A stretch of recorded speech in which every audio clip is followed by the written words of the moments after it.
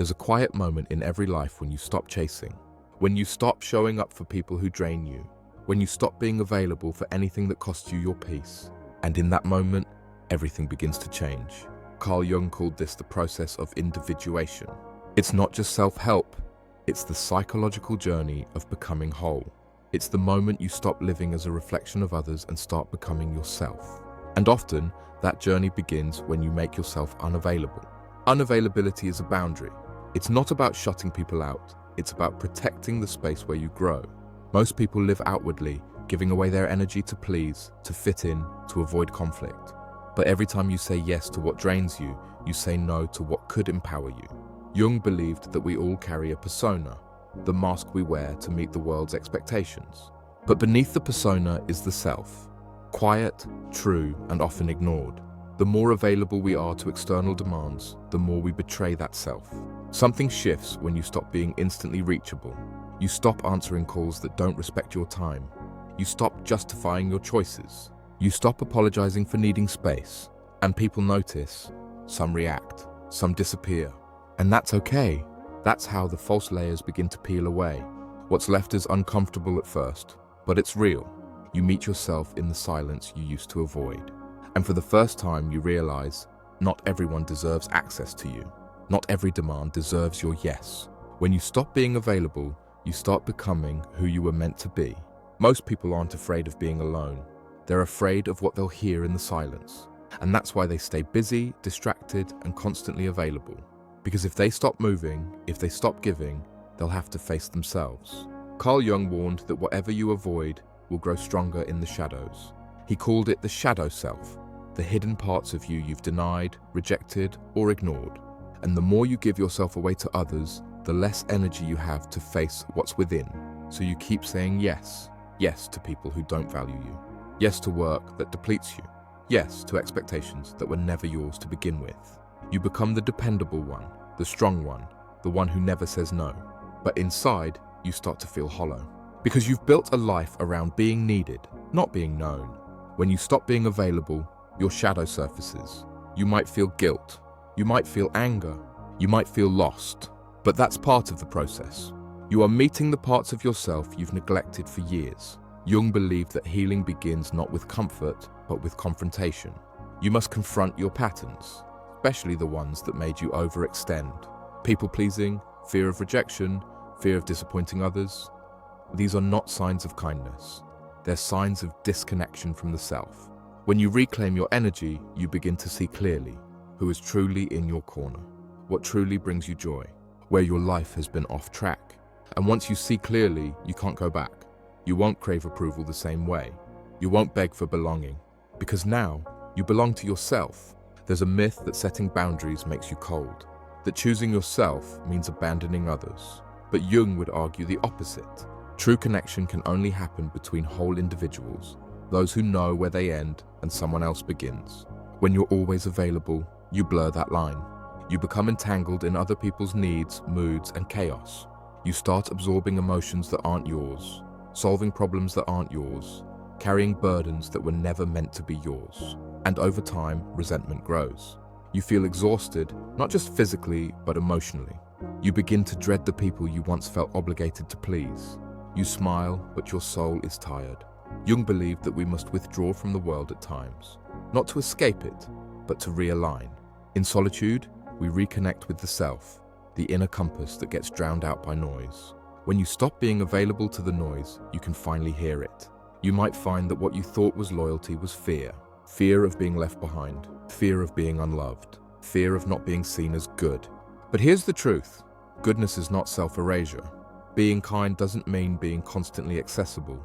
Real kindness starts with being honest, with yourself first, then with others. You don't have to explain why you're unavailable. You don't have to justify your boundaries. Your energy is finite. Protecting it isn't selfish, it's wise. As you stop being available to everything, you become more available to the right things, to people who respect your time, to work that aligns with your values, to moments that nourish you instead of drain you. That's not abandonment, that's alignment. And alignment is what turns existence into meaning. When you stop being available, something unexpected happens. Your presence starts to gain value. People begin to realize that access to you is not a given, it's earned, and those who only stayed because you were convenient will begin to fade. Let them. Jung taught that the unconscious shapes much of our behavior. We repeat patterns without even knowing why. One of the most common is the compulsion to be needed. It feels good to be the one others rely on.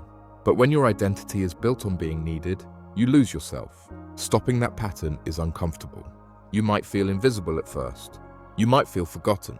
But the truth is, you're not being forgotten. You're being redefined, not in the eyes of others, but in your own. You start remembering what you like, what you want, what you believe. Not because someone told you, but because you finally had the space to listen inward. This is what Jung meant by becoming whole. You integrate, not just your light, but your shadow. You become someone who isn't swayed by every external pull, someone who responds rather than reacts, someone grounded in their own truth. And this inner alignment starts to shift your outer world. You'll find you no longer attract the same chaos. You won't tolerate the same one-sided conversations. You won't chase people who only love the version of you that serves them. Instead, you'll gravitate toward peace, toward honesty, toward mutual respect. That's the paradox of withdrawal.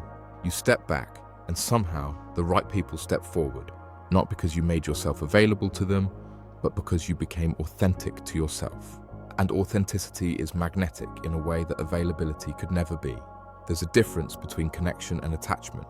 Jung warned that attachment often comes from a wounded place, a place of fear of abandonment, of being alone, of not being enough. And when we're ruled by those fears, we stay too available. Not out of love, but out of need. You answer the call even when you're drained. You say yes when your soul screams no. You keep showing up, even when it costs you your well-being. Because you think that's what it means to be good, to be loved, to belong. But love that depends on your self-abandonment isn't love. It's dependency, and dependency often masks itself as devotion. When you begin to set boundaries, those attachments start to loosen. It feels like loss, but it's actually freedom. Freedom to choose who enters your life. Freedom to say, this doesn't serve me anymore. Freedom to walk away without guilt. Jung believed that becoming whole required breaking identification with the roles we've unconsciously accepted. Caretaker, fixer, peacemaker, martyr.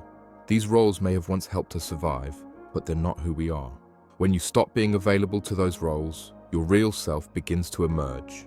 And sometimes that self surprises you. It may be quieter. It may be bolder. It may have needs you never gave it permission to express. And when that self begins to speak, listen, because it holds the wisdom you've been seeking from everyone else. You don't owe anyone your constant access. You owe yourself the space to grow, to feel, to breathe. When you claim that space, everything changes. Not all at once, but steadily. And the people meant for you will meet you there. Not out of need, but out of mutual respect and wholeness. As you reclaim your availability, you'll face resistance, not just from others, but from within. Because a part of you has been conditioned to equate busyness with worth, availability with value, and silence with failure. But that's a lie you inherited, not a truth you discovered.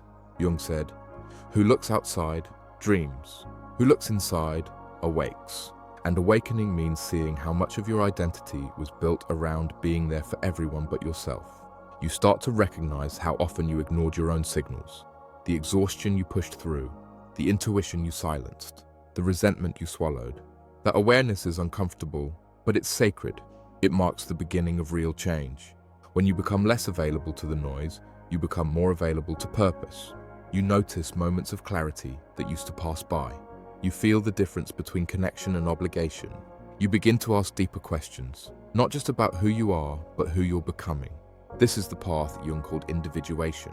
It's not about becoming better. It's about becoming whole. And wholeness doesn't come from constant availability.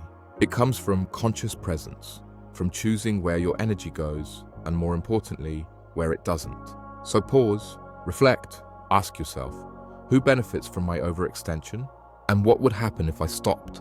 If this message speaks to something in you, something quiet but true, you're not alone. You're part of a growing movement of people choosing depth over distraction, self-awareness over approval. Subscribe to The Wisdom Seeker for more content like this, rooted in psychology, philosophy, and the journey back to yourself. Because in a world that demands your attention, reclaiming your inner life is a radical act.